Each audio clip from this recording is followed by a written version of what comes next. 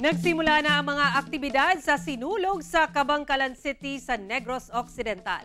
Mga bida ng asawa ko, nagpasaya ng fans sa Kapuso Fiesta. Tunghayan sa report ni Eileen Pedreso ng GMA Regional TV 1 Western Visayas.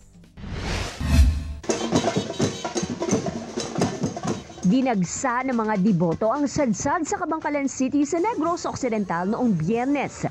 Nahudyat ng pagsisimula ng mga aktibidad sa 48 Sinulog sa Cabangcalan Festival 2024. Pinangunahan ni Bishop Luis Galbines ang isang misa sa plaza.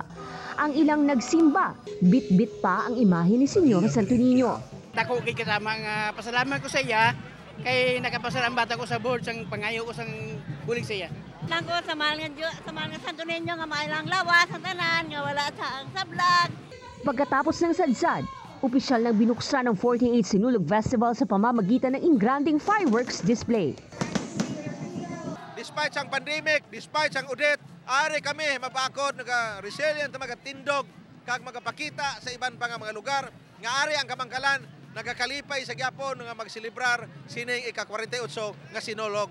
Ang selebrasyon ay mas naging espesyal kasama ang cast ng asawa ko na sina River Cruz, Lizelle Lopez, Martin Del Rosario at Jennifer Maravilla sa Kapuso Fiesta sa Cabangcalan Public Plaza. Sa dance moves pa lang ni River Cruz, napapaindak na maging ang audience. As always, pakilig sa fans ang bit-bit ni Lizelle Lopez. Siyempre, hindi rin nagpatalo pagdating sa pagpapasaya sa fans si Martin Del Rosario.